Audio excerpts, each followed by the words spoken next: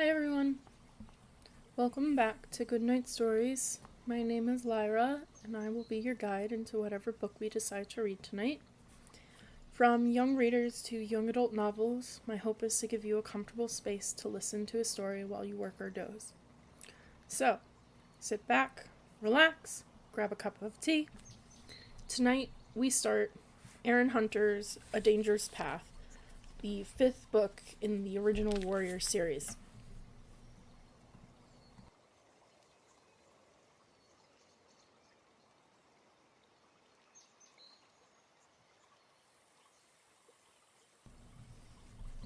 Prologue.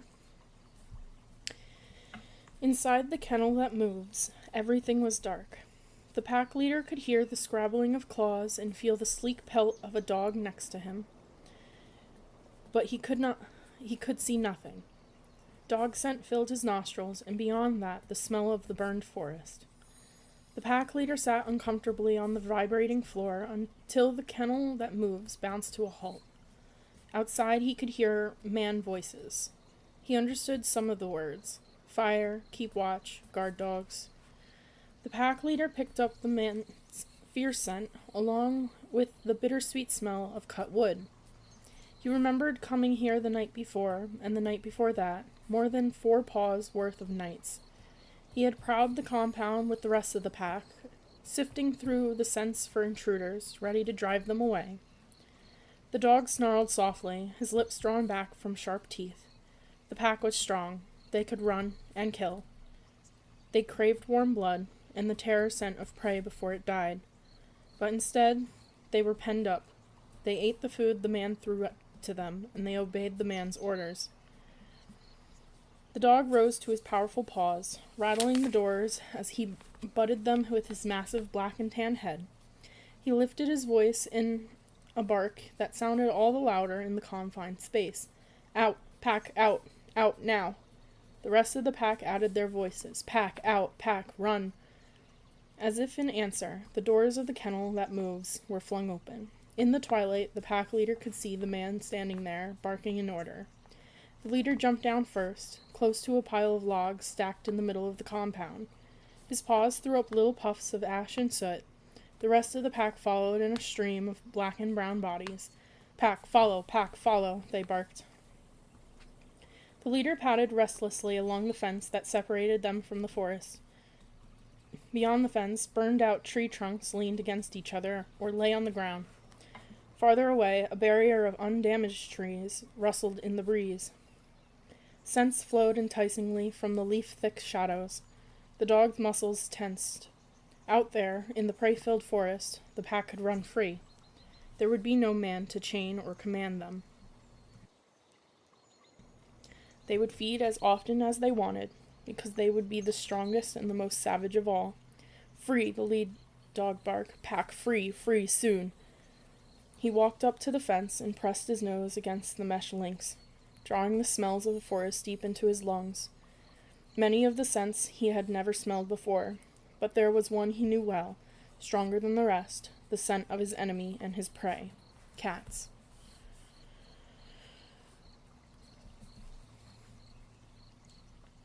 Night had fallen. The leafless branches of the blackened trees were silhouetted against a full moon. In the darkness, the dogs ranged to and fro, deep shadows in the night. Paws patted softly among soot and sawdust. Muscles rippled under shining coats. Their eyes gleamed. Their jaws were parted, revealing sharp teeth, and their tongues lolled. The pack leader sniffed along the bottom of the fence, searching for a special place on the opposite side of the compound from where the man stayed at night.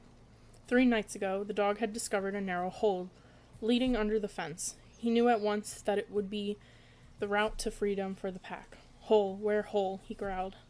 Then he spotted the place where the earth floor of the compound fell away into a hollow. One massive paw scraped at the ground.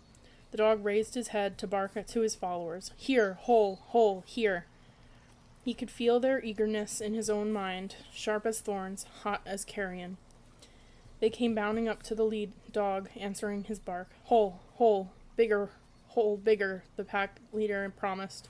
Run, soon.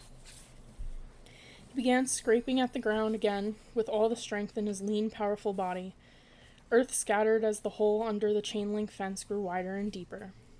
The remaining dogs milled around, snuffling at the night air that carried scents from the forest. They drooled at the thought of sinking their teeth into the warm bodies of living prey.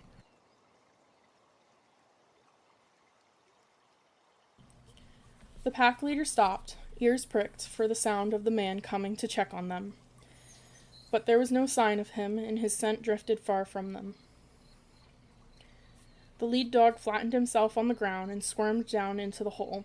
The bottom of the fence scraped along his pelt. The dog thrust hard with his hind paws, propelling himself forward until he could scramble up and stand in the forest outside. "Free, now," he barked. "Come, come." The hole grew deeper still as each dog forced his way through, to stand beside his leader among the burned-out trees. They padded back and forth, pushing their muzzles into the holes at the roots of the trees, gazing into the darkness with eyes that glowed with cold fire. As the last dog dragged itself under the fence, the pack leader raised his head and let out a triumphant bark. "Run! Pack free! Run now!" Turning toward the trees, he bounded away, powerful muscles working in a smooth rhythm. The pack streamed behind, their dark shapes flashing through the forest night. Pack, they thought, pack, run. The whole of the forest was theirs, and in their minds there was a single instinct. Kill, kill.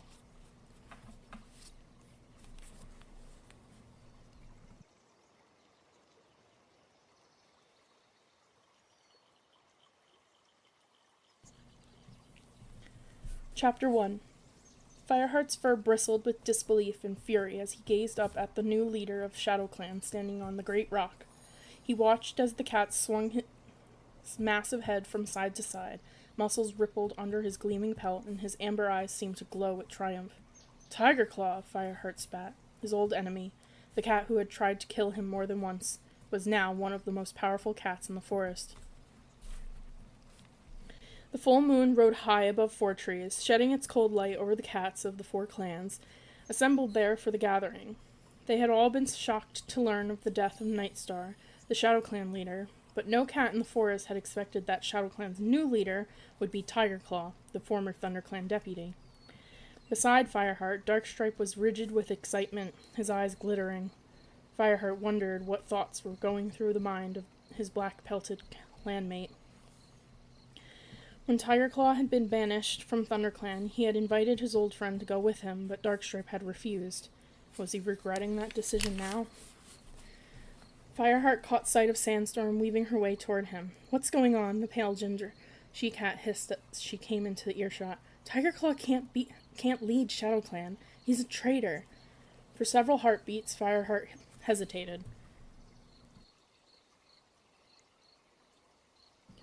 Shortly after he had joined ThunderClan, Fireheart had discovered that Tigerclaw had murdered Redtail, the deputy, before.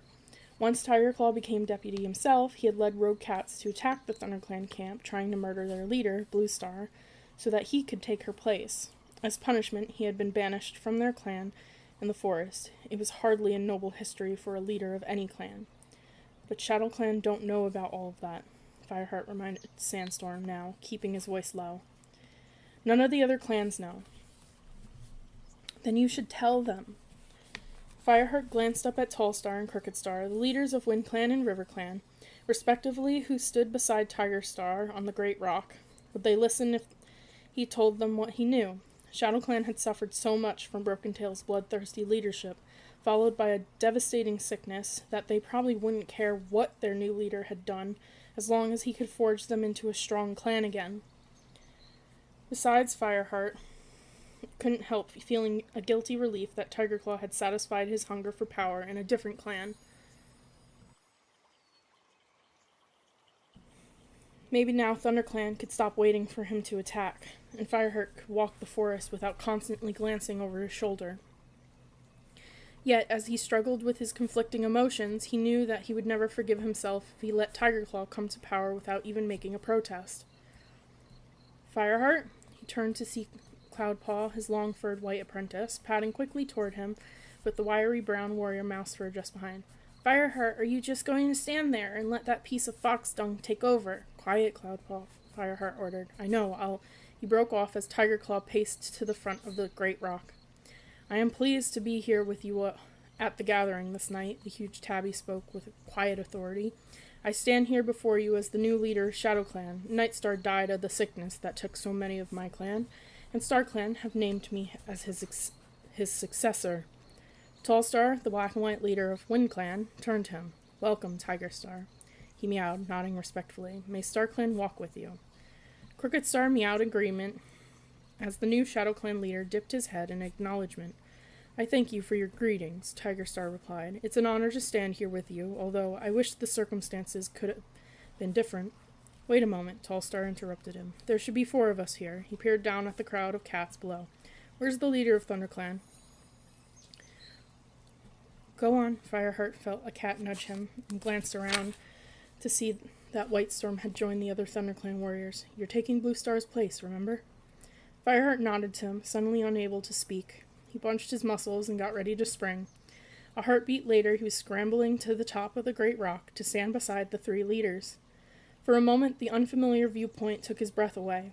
He seemed to be far above the hollow, watching the changing patterns of light and dark on the cats below as the moon shone through the branches of the 4 massive oaks. Fireheart shivered as he caught the pale gleam reflected from countless pairs of eyes. Fireheart, he looked up at Tallstar. Why are you here? Has something happened to Blue Star? Fireheart dipped his head respectfully. Our leader breathed smoke in the fire, and she's not yet well enough to travel, but she'll recover, he added hastily. It's nothing serious. Tallstar nodded, and Crooked Star broke in testedly. Are we ever going to start? We're wasting moonlight. Without waiting for reply, the pale tabby River Clan leader gave the yell that signaled the beginning of the meeting. When the murmuring of the cats below had died away, he meowed. Cats of all clans, welcome to the gathering. Tonight we are joined by a new leader, Tiger Star. He beckoned to the massive warrior with a flick of his tail. Tiger Star, are you ready to speak now? Thanking him with a courteous nod, Tiger Star stepped forward to address the assembled cats. I stand here before you by the will of Star Clan. Nightstar was a noble warrior, but he was old, and he did not have the strength to fight the sickness when it came. His deputy, Cinderfur, died too. Fireheart felt his fur prickling with unease as he listened. Clan leaders received 9 lives when they went to share tongues with StarClan at Mothermouth, and Nightstar had become leader only a few seasons ago. What had happened to his 9 lives? Had ShadowClan's sickness been so violent that it had taken all of them? Looking down, Fireheart caught sight of Running Nose, the ShadowClan medicine cat, sitting with his head bowed. Fireheart could not see his face, but his hunched posture suggested that he was lost in misery. It must be hard for him, Fireheart thought, to know that all his skill had not been enough to save his leader. StarClan brought me to ShadowClan when its need was greatest, Tiger Star continued from on top of the great rock. Not enough cats survived the sickness to hunt for the nursing queens and the elders, or to defend their clan, and no warrior was ready to take on the leadership. Then StarClan sent an omen to Running Nose that another great leader would arise. I swear by all our warrior ancestors that I will become that leader.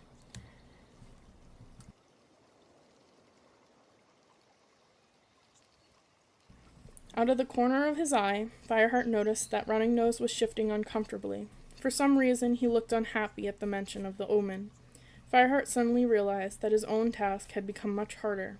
If there had been an omen, then StarClan themselves must have chosen Tiger Star as the new leader of ShadowClan. Surely it was not the place of Fireheart or any other cat to question their decisions. What could he say now that would not seem to challenge the will of their warrior ancestors? Thanks to StarClan, Tiger Star went on, I had other cats to bring with me who have proven themselves willing to hunt and fight for their new clan. Fireheart knew exactly which cats Tiger Star meant, the band of rogues who had attacked the ThunderClan camp. He could see one of them just below the great rock, a huge ginger Tom sitting with his tail curled around his paws. The last time Fireheart had seen him, he had been grappling with Brindleface, trying to break into the ThunderClan nursery. Ironically, some of these rogues had grown up in ShadowClan and had supported the tyrannical leader, Brokentail. They had been driven out with their leader when ThunderClan had come to the aid of the oppressed clan. Tallstar stepped forward, a doubtful look in his eyes. Brokentail's allies were cruel and bloodthirsty, just as he was. Is it really wise to let them back into the clan? Fireheart could understand Tallstar's misgivings, since these very cats had driven WindClan from their territory and had almost destroyed them. He wondered how many ShadowClan warriors shared his concern. After all, Broken Tail's own clan had suffered almost as much as WindClan had from their murderous leader's rule. He was surprised they would take the outlaws back. Broken Tail's warriors obeyed him, Tigerstar replied calmly. Which of you wouldn't do the same for your own leader? The warrior code says that a leader's word is law. He swiped his tongue around his muzzle before continuing. These cats were loyal to Broken Tail. They will be loyal to me now. Blackfoot, who was Broken Tail's deputy, is my deputy now. Tallstar still looked suspicious, but Tigerstar met his gaze steadily. Tallstar, you are right to hate Broken Tail. He did great harm to your clan, but let me remind you that it was not my decision to take him into ThunderClan and care for him. I spoke against that from the first. But when Bluestar insisted on giving him sanctuary, loyalty to my leader meant that I had to support her. The WindClan leader hesitated, then bowed his head. That's true, he meowed. Then all I ask is that you trust me and give my warriors a chance to show that they can honor the warrior code and prove their loyalty to ShadowClan once more. With the help of StarClan, my first task is to make ShadowClan well and strong again. Tigerstar vowed. Perhaps, Fireheart thought hopefully, now that Tigerstar had achieved his ambition, he really would become a great leader. He had said that the outlaws deserved another chance. Perhaps the same was true of Tigerstar himself. Yet every hair in Fireheart's pelt was prickling. He still wanted to make it clear to Tigerstar that ThunderClan was not his for the taking. He was so deep in thought that he hardly realized that Tigerstar had finished addressing the assembled cats. Fireheart, Tallstar meowed. Do you want to speak now? Fireheart swallowed nervously and padded forward, the rock cool and smooth beneath his paws. Below, he could see Sandstorm and the other ThunderClan cats looking up at him expectantly. The pale ginger she-cat was watching him with a glow of admiration in her eyes. Feeling encouraged, Fireheart began to speak. He wasn't going to pretend that the ThunderClan camp had not been devastated by the recent fire, but he did not want to give the impression that the clan was weak. Leopardfur, the RiverClan deputy, was listening intently. As Fireheart glanced at her, she narrowed her eyes, as if she was measuring his words carefully. RiverClan had helped ThunderClan escape from the fire, and no cat knew better than Leopardfur how vulnerable they were. A few dawns ago, Fireheart reported, a fire started in the tree-cut place and swept through our camp. Halftail and Patchpelt died, and the clan honors them, and we especially honor Yellowfang. She went back into the burning camp to rescue Halftail. He bowed his head, memories of the old medicine cat threatening to overwhelm him. I found her in her den, and I was with her when she died. Wails of dismay broke out among the listening cats. Not only ThunderClan had reason to grieve for Yellowfang's death. Fireheart noticed Running Nose sitting erect and gazing upwards, his eyes clouded with sorrow. He had been Yellowfang's apprentice when she was ShadowClan's medicine cat, before Broken Tail drove her out. Our new medicine cat will be Cinderpelt, Fireheart went on. Bluestar suffered from breathing in smoke, but she is recovering. None of our kits were harmed. We are rebuilding our camp. He did not mention the shortage of prey in the burned stretch of forest, or the way that the camp was still open to attack in spite of their efforts to rebuild the walls. We must thank RiverClan, he added with a respectful glance at Crookedstar. They gave us shelter in their camp during the fire. Without their help, more of our cats might have died. As Crookedstar acknowledged his words with a nod, Fireheart couldn't resist glancing down at Leopardfur again. The RiverClan deputy hadn't shifted her amber gaze from him. Pausing to take a deep breath, Fireheart turned to Tigerstar.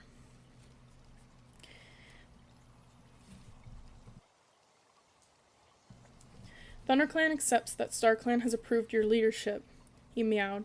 As rogues, your followers stole from all 4 clans while they roamed the forest, so it is good that they have their own clan again. We trust that they will be bound by the warrior code and will keep to their own territory. He thought he could see a gleam of surprise in Tigerstar's eyes and continued firmly, but we will not tolerate any invasions into ThunderClan territory. In spite of the fire, we are strong enough to drive out any cat who sets a paw over our borders. We have no fear of ShadowClan. 1 or 2 yowls of agreement rose from his own warriors below. Tigerstar gave a slight dip of his head and spoke in a low rumble that carried no farther than the other cats on top of the great rock. "Brave words, Fireheart. You have nothing to fear from ShadowClan." Fireheart wished that he could believe him. Bowing his head in acknowledgement, he stepped back again, his fur flattening in relief that his turn to speak was over, and listened while Tallstar and Crooked gave the news from their own clans, word of new apprentices and warriors, and a warning of extra two-legs by the river. When the formal part of the meeting was over, Fireheart sprang down to the group of ThunderClan warriors at the base of the rock. "You spoke well," meowed Whitestorm. Sandstorm's eyes shone as she looked at Fireheart, and she pressed her muzzle against his neck. Fireheart gave her cheek a quick lick. "It's time to go," he meowed. "Say your goodbyes, and if any cat asks, tell them that ThunderClan is doing fine." Throughout the clearing, the group of cats were breaking up as all 4 clans prepared to leave. Fireheart began looking around for the rest of his warriors. He caught sight of a familiar blue-gray shape and bounded across the hollow to join her. "Hi, Mistyfoot," he meowed. "How are you?" "How's Graystripe? I didn't see him here tonight." Graystripe had been Fireheart's first friend in ThunderClan. They had trained together as apprentices, but then Graystripe had fallen in love with Silverstream, a young RiverClan warrior, and she had died bearing his kits. Graystripe had left his own clan to go with them to RiverClan, and though seasons had passed, Fireheart still missed him. Graystripe didn't come. The RiverClan queen sat down and curled her tail neatly around her paws. Leopard Fur wouldn't let him. She was furious about the way he behaved during the fire. She says that in his heart he's still loyal to ThunderClan. Fireheart had to admit that Leopard Fur was probably right.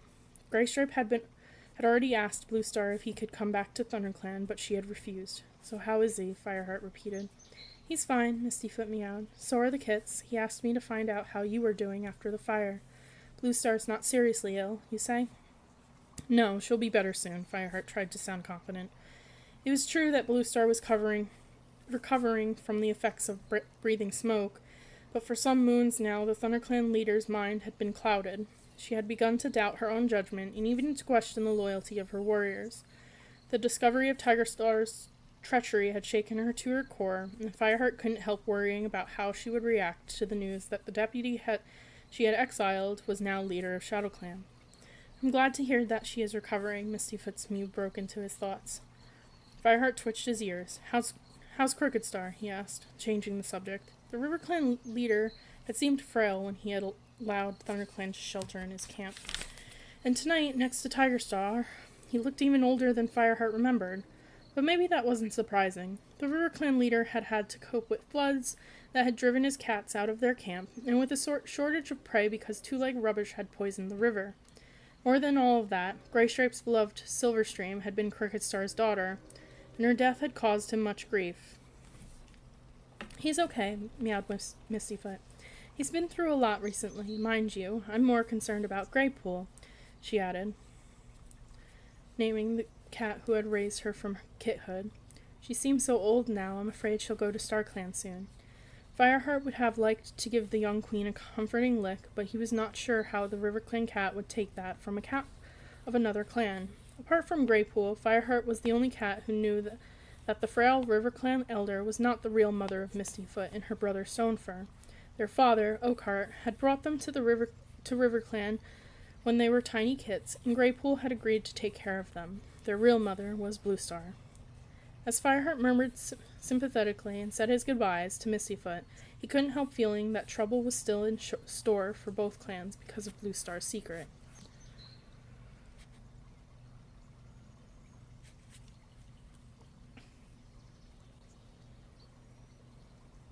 Chapter 2. The sky was growing pale with the first light of dawn when Fireheart and his warriors returned to the ThunderClan camp. Although Fireheart knew what he would find, it was still a shock to reach the top of the ravine and gaze down at the devastation. All the covering gorse and fern had been stripped away by the fire. The earth floor of the camp was left exposed, surrounded by the blackened remains of the wall of thorn bushes that was shored up with branches where the clan cats had begun to repair it. "Will it ever be the same?" Sandstorm meowed softly as she came to stand beside him. A wave of exhaustion flooded over Fireheart as he thought of how much time and work it would take before the camp was fully rebuilt. "One day," he promised. "We've been through bad times before. We'll survive." He pressed his muzzle against Sandstorm's flank, taking comfort from her reassuring purr, before he led the way down the ravine. The bush where the warriors slept was still there, but the thick canopy of twigs had been burned away. Only a few charred branches remained, the gaps between them interwoven with sticks. Brackenfur was crouched outside, while Longtail sat on watch near the entrance to the nursery, and Dustbelt paced back and forth in front of the elder's den. Brackenfur sprang to his paws as Fireheart and the others appeared, only to relax a moment later. "It's you," he meowed, relief in his voice. "We've been expecting Tigerclaw all night." "Well, you can stop worrying," Fireheart meowed. "He's too busy to worry about us. Tiger Star is the new leader of Shadow Clan." Brackenfur stared in astonishment. "Great Star Clan," he said with a gasp. "I don't believe it." "What did you say?" Fireheart turned to see Longtail loping across the clearing. "Did I hear you right?" "You did." Fireheart could see the shock in the tabby warrior's face. "Tiger Star has taken over Shadow Clan." "And they let him?" meowed Longtail. "Are they mad?" "Not mad at all," Whitestorm replied, coming up to stand beside Fireheart. The elderly warrior scraped the bare earth with his paws and settled down on his haunches with a tired sigh. His thick white fur was stained with soot after the journey back through the forest. The sickness almost destroyed the Shadow Clan cats. They were desperate for a strong leader. Tiger Star must have seemed like a gift from Star Clan. "It sounds like that's just what he was," Fireheart agreed heavily. "Apparently Star Clan sent an omen to Running Nose to tell Shadow Clan that a great leader would arise." "But Tiger Star is a traitor," Brackenfur protested. "Shadow Clan don't know that," Fireheart pointed out.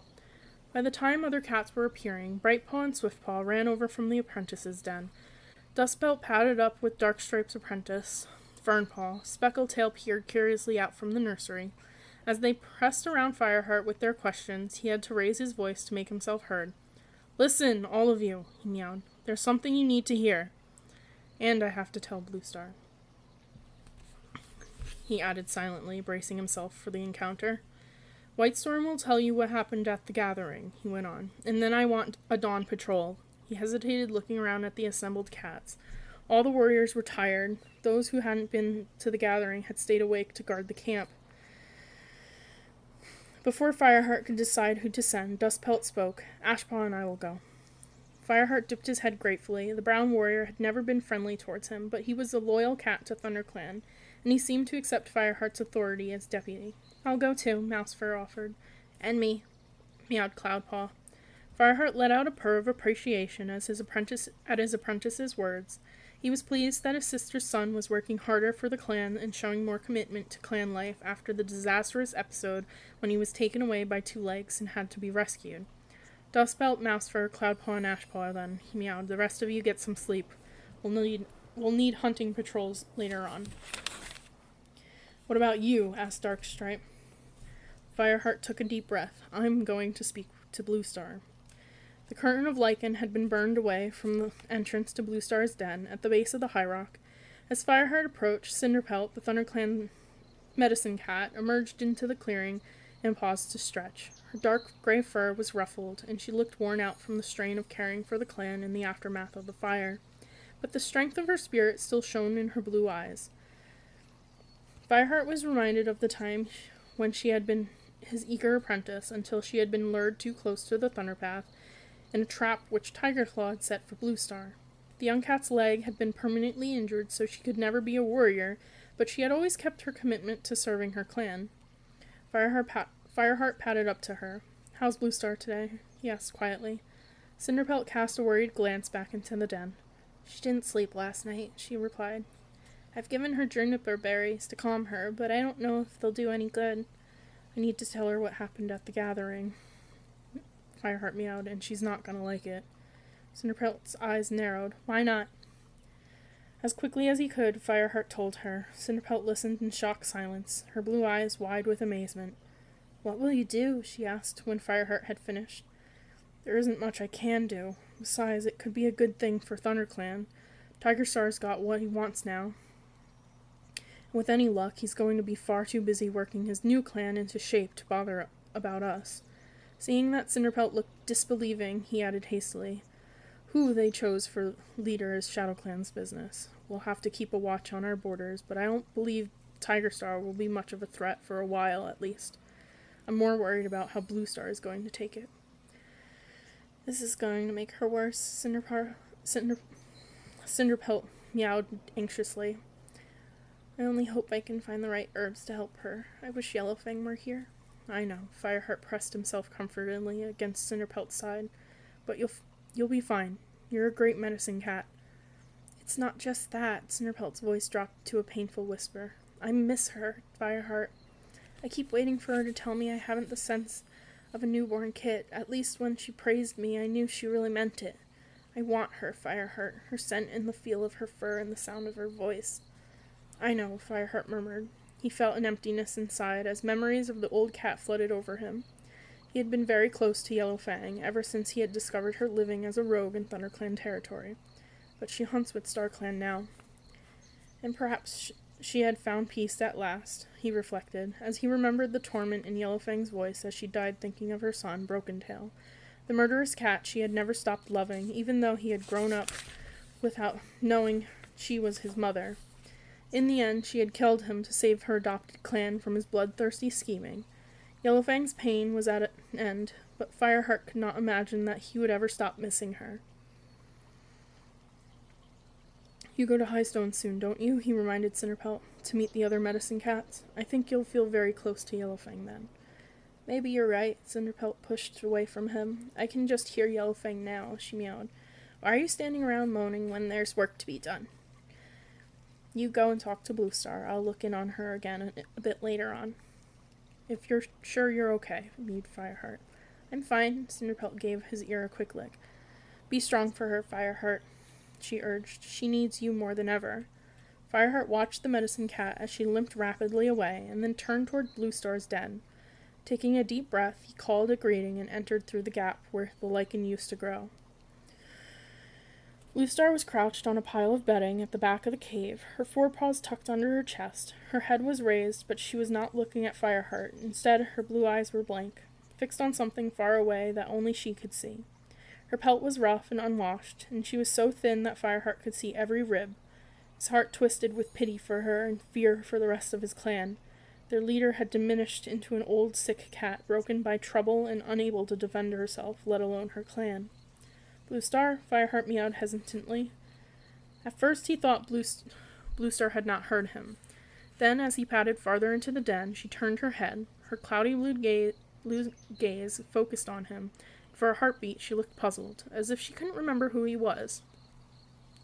Then her ears pricked and intelligence flooded back into her eyes. Fireheart? What do you want? Fireheart dipped his head respectively. I'm just back from the gathering, Blue Star. I'm afraid there's bad news. He paused. Well, Blue Star sounded irritable. What is it? ShadowClan has a new leader, Fireheart meowed. He plunged straight on. It's Tigerclaw. Tiger Star now. In an instant, Blue Star leapt to her paws. Her eyes blazed cold fire, and Fireheart flinched at the reminder of the formidable cat she had once been. That's impossible, she hissed. No, it's true. I saw him myself. He spoke from the great rock with the other leaders. For a few moments, Blue Star did not reply. She paced from one side of the den to the other and back again, her tail lashing. Fireheart backed toward the entrance, not at all sure that Blue Star wouldn't attack him for bringing this terrible news. How dare ShadowClan do this, she spat at last. How dare they shelter the cat who tried to murder me and make him their leader? Blue Star, they don't know, Fireheart began, but the ThunderClan leader was not listening to himself. And the other leaders, she demanded. What did they think? How could they let this happen? No cat knows that what Tiger Star did to ThunderClan. Fireheart struggled to make Blue Star think logically. Crooked Star didn't say much, although Tall Star was unhappy at first that Tiger Star had taken Broken Tail's old followers back into the clan. Tall Star, Blue Star spat. We should know by now that we can't trust him. After all, it didn't take him long to forget what we did for his clan after you and Greystripe risked your lives to find them and bring them home. Fireheart started to protest, but Blue Star ignored him. StarClan have abandoned me, she went on, still pacing furiously. They told me that fire would save the clan, but fire has almost destroyed us. How can I ever trust StarClan again, especially now? They have granted leaders 9 lives to that traitor. They care nothing for me or for ThunderClan. Fireheart flinched. Blue Star, listen. No, Fireheart, you listen. Bluestar padded over to him. Her fur was fluffed up and her teeth bared in anger. ThunderClan is doomed. Tigerstar would lead the ShadowClan to destroy us all, and we can expect no help from StarClan. Tigerstar didn't seem hostile. Fireheart was desperately trying to get through to his leader. When he spoke, all he seemed to care about was leading his new clan. Bluestar let out a crack of harsh laughter. If you believe that, Fireheart, you're a fool. Tigerstar will be here before Leaffall, you mark my words, but he'll find us waiting for him. If we're all going to die, we'll take a few of ShadowClan with us. She began pacing rapidly back and forth again, while Fireheart watched, appalled. Double the patrols, she ordered. Set a watch on the camp. Send cats to guard the border with ShadowClan. We haven't enough warriors for all of that, Fireheart objected. Every cat is exhausted with the extra work rebuilding the camp. It's all we can do to keep up the regular patrols. Are you questioning my orders? Bluestar whipped around to face him again, drawing her lips back in a snarl. Her eyes narrowed suspiciously. Are you going to betray me too? No, Bluestar, no. You can trust me. Fireheart tensed his muscles, half expecting that he would need to dodge Bluestar's slashing claws. Suddenly the old leader relaxed. I know, Fireheart. You've always been loyal, not like the others.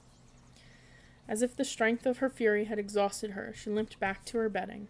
Set the patrols, she ordered, sinking down in the soft moss and heather. Do it now, before ShadowClan makes crow food of us all. Yes, Bluestar. Fireheart saw no point in arguing any more. He bowed his head and backed out of the den. Bluestar's gaze was once more fixed on something unseen. Fireheart wondered if she was looking into the future and watching the destruction of her clan.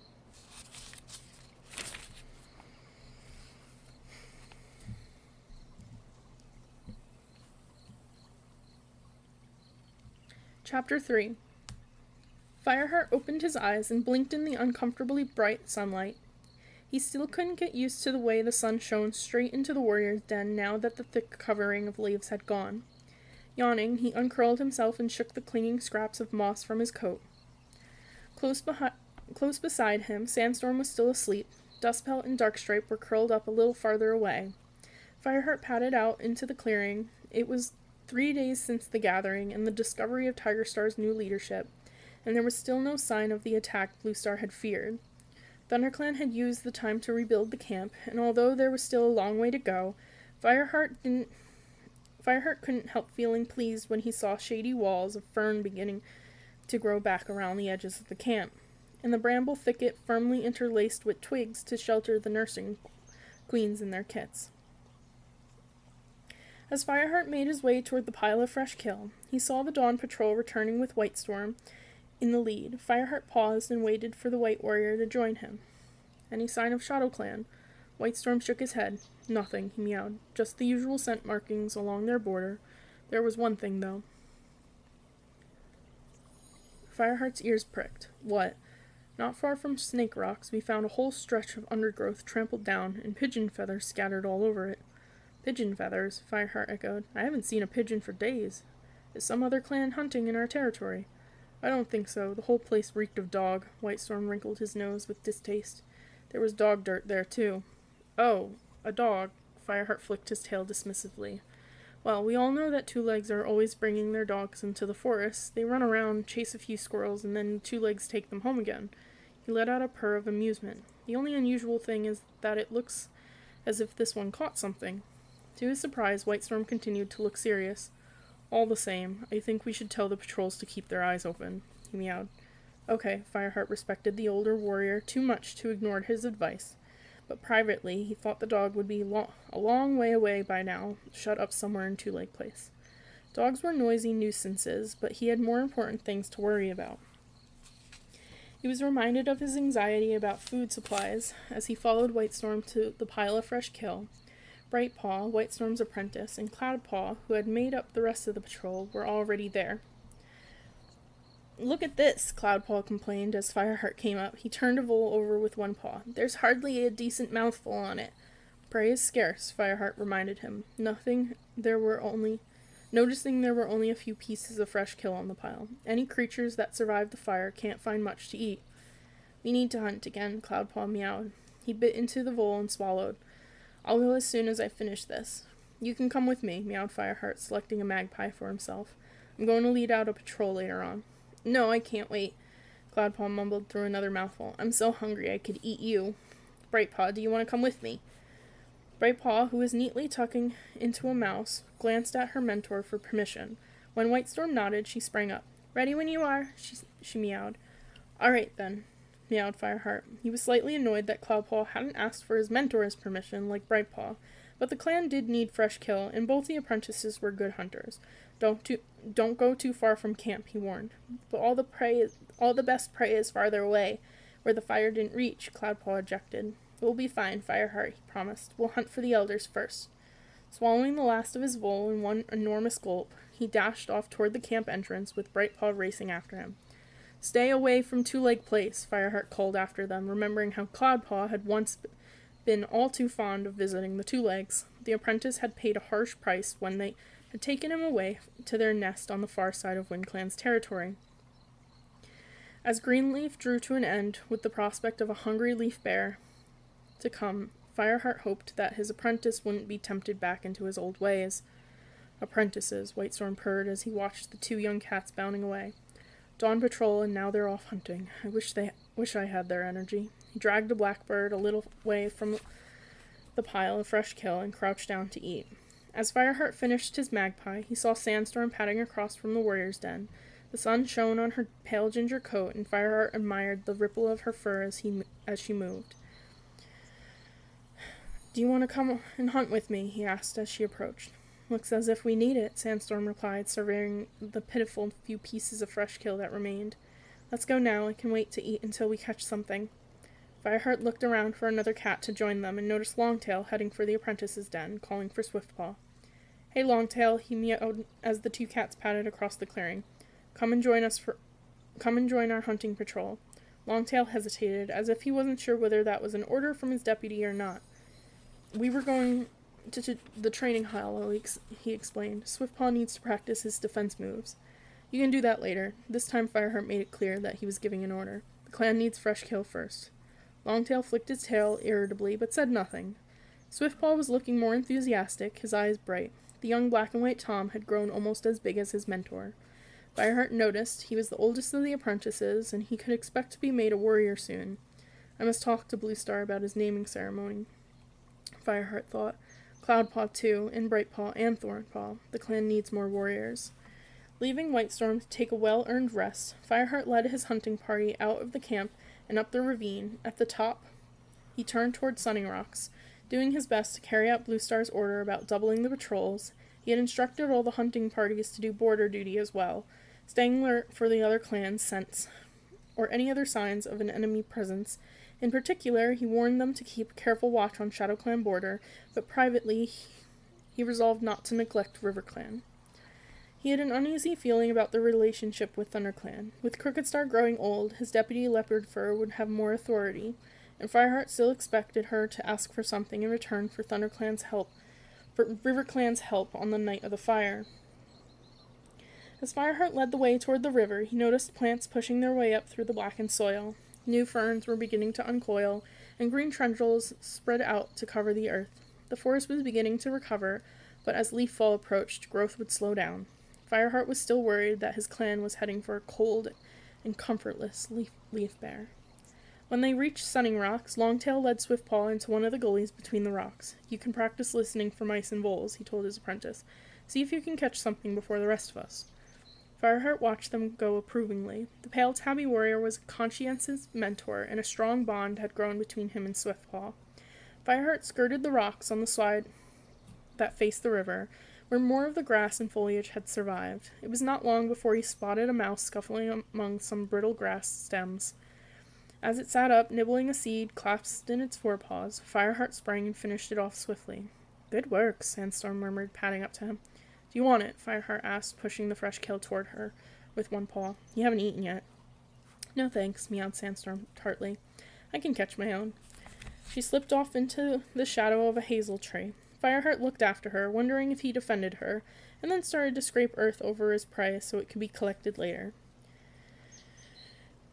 You want to watch out with that one, a voice meowed behind him. She'll claw your ears off if you're not careful. Fireheart spun around. His old friend Greystripe was standing on the border with RiverClan, farther down the slope toward the river. Water gleamed on his thick gray pelt. "Graystripe!" Fireheart exclaimed. "You startled me." Graystripe gave himself a shake and sent droplets sparkling into the air. "I saw you from the other side of the river," he meowed. "I never thought I'd find you catching prey for Sandstorm. Special to you, is she?" "I don't know what you're talking about," Fireheart protested. His fur suddenly felt hot, and it prickled as if ants were crawling through it. "Sandstorm is just a friend." Graystripe let out a purr of amusement. "Oh, sure, if you say so." He strolled up the slope and lowered his head to butt Fireheart affectionately on the shoulder. "You're lucky, Fireheart. She's a very impressive cat." Fireheart opened his mouth and then closed it again. Graystripe wouldn't be convinced no matter what he said, and besides, maybe he was right. Maybe Sandstorm was becoming more than a friend.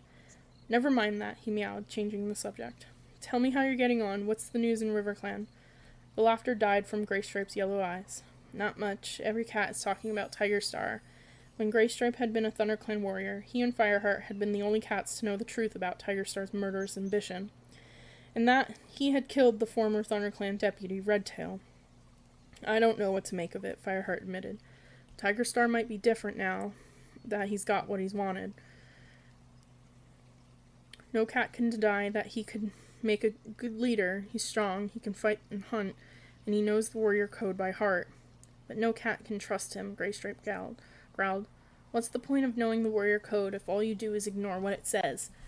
"It's not up to us to trust him now," Fireheart pointed out. "He's got a new clan, and Running Nose reported an omen that seemed to say that StarClan would be sending them a great new leader.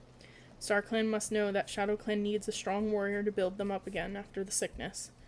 Graystripe didn't look convinced. "StarClan sent him?" he snorted. "I'll believe that when hedgehogs fly." Fireheart couldn't help agreeing with Graystripe that it would be hard to trust Tiger Star. Making his new clan healthy again might occupy him for a season or two, but after that, the thought of the fierce warrior at the head of a strong clan sent a shudder through Fireheart from ears to tail tip. He couldn't believe that Tiger Star would settle down to a peaceful life in the forest, respecting the rights of the other 3 clans. Sooner or later, he would want to extend his territory, and his first target would be ThunderClan. "If I were you," meowed Graystripe, echoing his thoughts, "I keep a very careful watch on my borders." "Yes, Fireheart began. He broke off as he saw Sandstorm coming toward them, a young rabbit dangling from her jaws. She padded across the pebbles and dropped her prey at Fireheart's feet, looking more relaxed, as if she had gotten over her brief annoyance. She nodded to the RiverClan warrior. "Hi, Graystripe," she meowed. "How are the kits?" "They're fine, thanks," Graystripe replied. His eyes glowed with pride. "They'll be apprenticed soon. Will you mentor one of them?" Fireheart asked. To his surprise, Graystripe looked uncertain. "I don't know," he meowed. "If it were Crooked Star's decision, maybe. But he doesn't do much these days, except sleep. Leopard Fur organizes most things now, and she'll never forgive me for the way White Claw died. I think she'll probably give the kits to some other warriors to mentor." He bowed his head. Fireheart realized he still felt guilty about the death of the RiverClan warrior who had fallen into the gorge when his patrol attacked a small group of ThunderClan warriors. "That's tough," meowed Fireheart, pressing himself comfortingly against Graystripe's side. "But you can see her point," Sandstorm pointed out mildly. "Leopard Fur will want to make sure that the kits are brought up to be completely loyal to RiverClan." Graystripe swung his head around to face her, his fur bristling. "That's just what I would do." "I don't want my kids to grow up feeling torn between 2 clans," his eyes clouded. "I know what it's like." Pain for his friend flooded over Fireheart. After the fire, Graystripe had shown how unhappy he was in his new clan, and clearly things were no better now. Fireheart wanted to say, "Come home," but he knew he had no right to offer Graystripe a place in the clan where Blue Star had already refused. "Speak to Crooked Star," he suggested. "Ask him yourself about the kits." "And try to stay on the good side of Leopard Fur," added Sandstorm. "Don't let her catch you crossing the ThunderClan border." Graystripe flinched. "Maybe you're right. I'd better be getting back." "Goodbye, Sandstorm." Fireheart. "Try to come to the next gathering," Fireheart urged.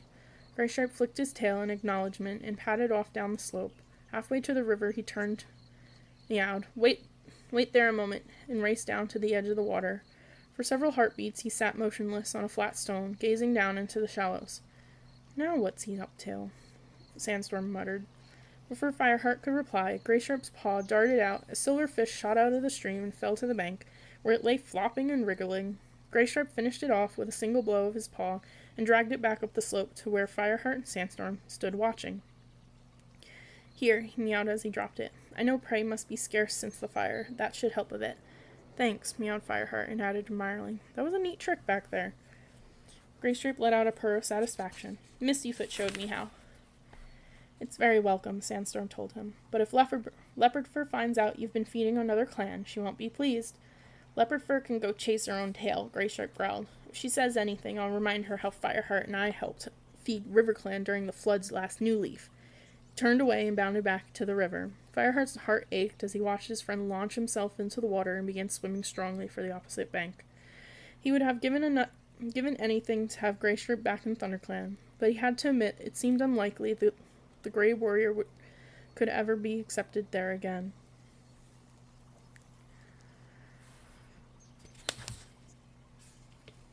Fireheart struggled to carry the slippery fish as the hunting patrol returned to camp, his mouth watering as the unfamiliar scent filled his nostrils.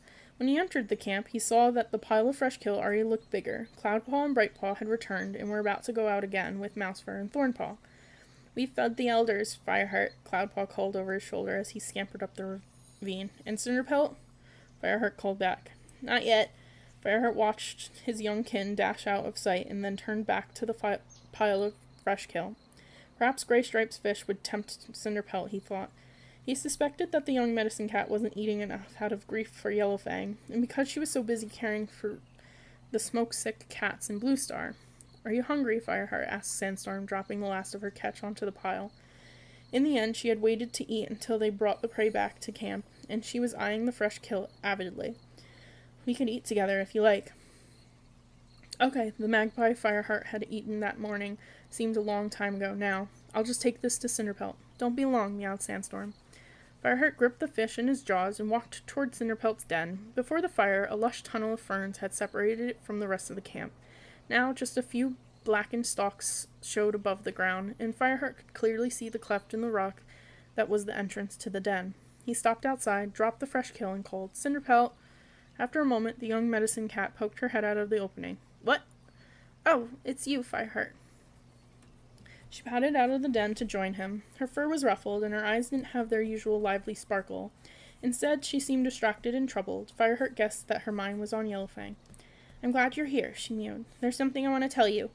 Have something to eat first, Fireheart urged her. Look, Graystripe caught a fish for us. Thanks, Fireheart, Cinderpelt meowed. But this is urgent. StarClan sent a dream to me last night. Something about the way she spoke made Fireheart uneasy.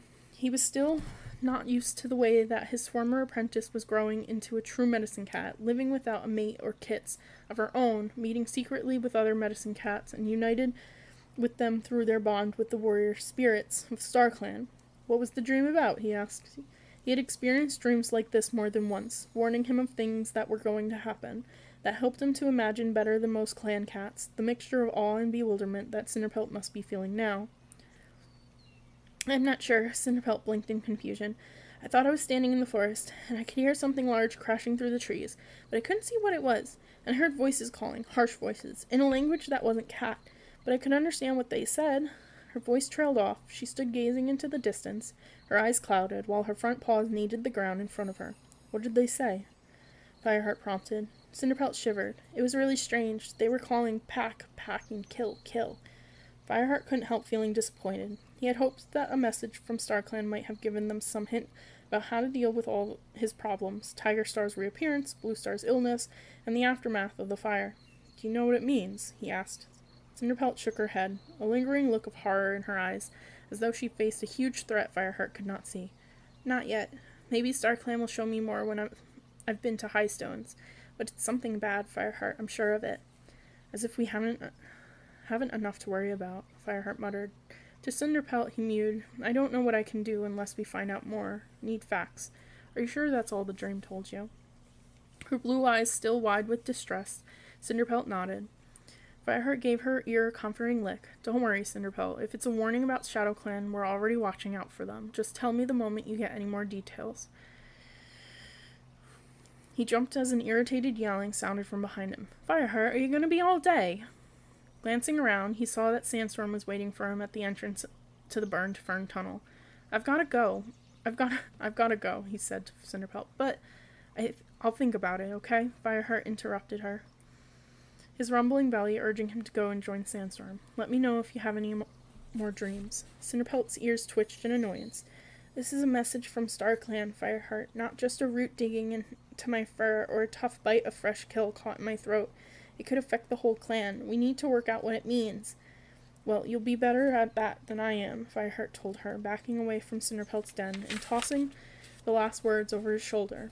Bounding across the clearing toward Sandstorm, he wondered briefly what the dream could have meant. It didn't sound like an attack from another clan, and he couldn't think of anything else that might be a threat.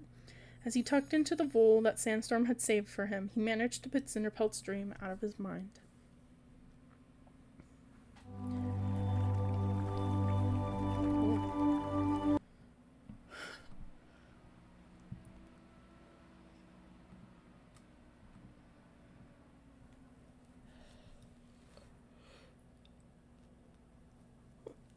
That's where we will stop for the night. I hope everyone enjoyed listening, and I hope you have a good evening and a good night.